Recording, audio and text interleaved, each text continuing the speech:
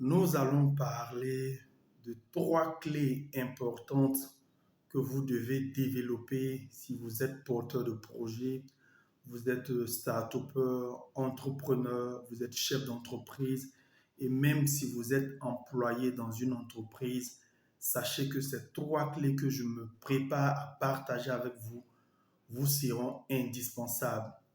Peut-être pour gagner une promotion, ou pour bâtir une entreprise solide et prospère, ou encore pour permettre à votre équipe de performer et de vous donner satisfaction. Si tu me suis pour la première fois, je suis Thio Joël, je suis consultant en communication et marketing, donc j'accompagne les entreprises sur ces questions de communication et marketing. Expert en éducation financière, vous avez du mal à gérer votre argent, nous vous accompagnons à pouvoir budgétiser, à gérer vos finances, à faire de l'épargne et à faire des investissements. Je suis également coach en développement personnel et en entrepreneuriat. Je suis écrivain et naturellement entrepreneur. Les clés que je m'en vais partager avec toi sont très importantes et je sais que la troisième clé est celle qui te permettra de tout de suite faire la différence, non seulement avec la concurrence, mais de aussi être leader dans ton domaine. La première clé que je veux partager avec toi, tu dois savoir qu'aujourd'hui, le monde est devenu hyper exigeant.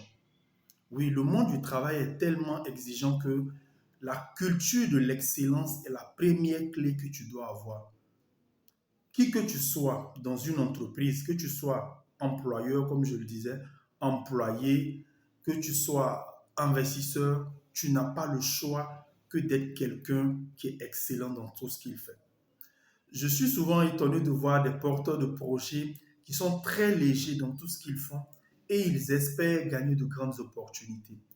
Aujourd'hui, on cherche tout ce qui excelle au fait. Que vous cherchez de l'emploi, vous devez être excellent. Que vous soyez quelqu'un qui donne de l'emploi, vous devez être excellent. Que vous soyez chef d'entreprise, vous devez être excellent. Dans cette première clé, tu n'as pas le choix que de la développer.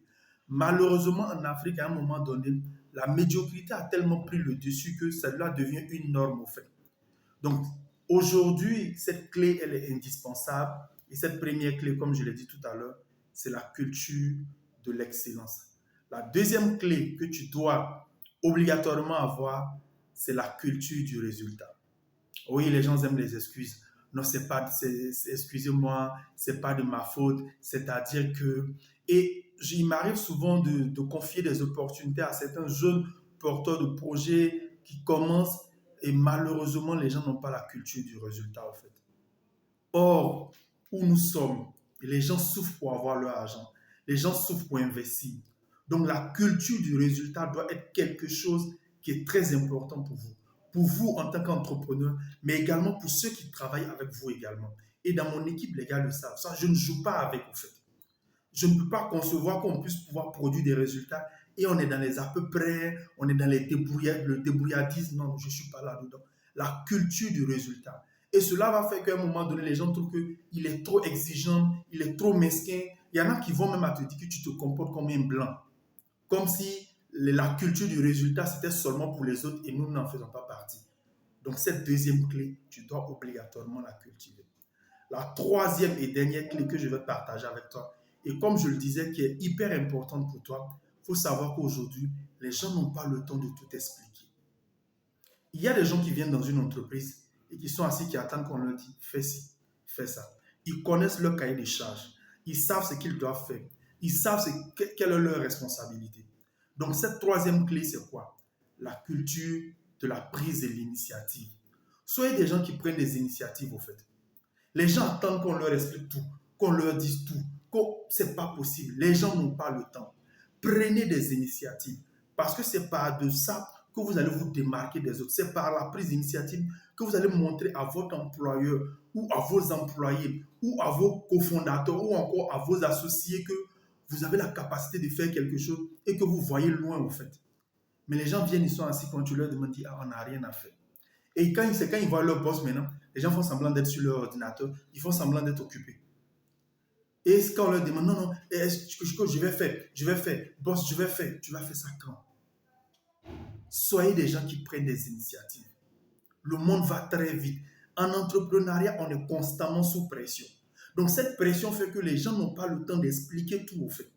Tu dois, et qui dit la prise d'initiative, dit aussi cette capacité à pouvoir faire quoi? À anticiper, au fait. N'attends pas qu'on te dise tout, n'attends pas qu'on t'explique tout. Prends des initiatives, au fait. Et en prenant des initiatives, je t'assure que tu vas accélérer, comme on appelle, ton évolution au sein d'une entreprise. Parce que les chefs d'entreprise, les porteurs de projets aiment ça. Des gens qui bossent avec eux, qui prennent des initiatives. Si tu prends des initiatives, que toi-même tu es entrepreneur, ça va aller très vite. Tes associés, tes partenaires d'affaires vont plus te faire confiance. Merci beaucoup les amis. C'était Coach Joël. Et si cette vidéo t'a marqué, n'hésite pas à la partager et à très bientôt.